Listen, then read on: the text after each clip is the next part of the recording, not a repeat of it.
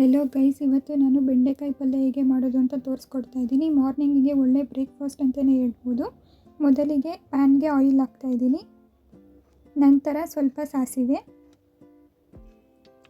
ನಂತರ ಸ್ವಲ್ಪ ಕರಿಬೇವು, ಆಮೇಲೆ ಬೆಂಡೆಕಾಯಿನ ಹಾಕ್ತಾಯಿದ್ದೀನಿ. ಬೆಂಡೆಕಾಯಿ ಬಂದ್ಬಿಟ್ಟು ಚೆನ್ನಾಗಿ ಫ್ರೈ ಆಗಬೇಕು.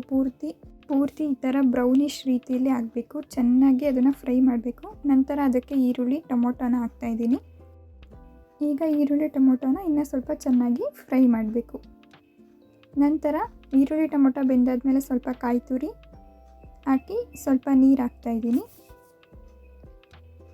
ನಂತರ ಸಾಂಬಾರು ಪೌಡರ್ 1 ಟೇಬಲ್ ಸ್ಪೂನ್ ಹಾಕಬೇಕು. ನಂತರ ರುಚಿಗೆ ತಕ್ಕಷ್ಟು ಉಪ್ಪು,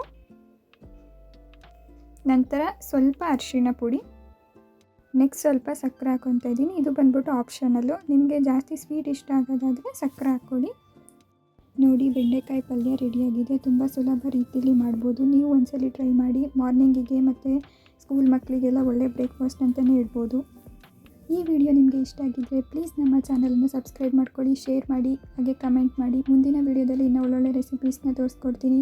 ತಪ್ಪದೆ ನಮ್ಮ ಚಾನಲನ್ನು ಸಬ್ಸ್ಕ್ರೈಬ್ ಮಾಡ್ಕೊಳ್ಳಿ. Thank you for watching.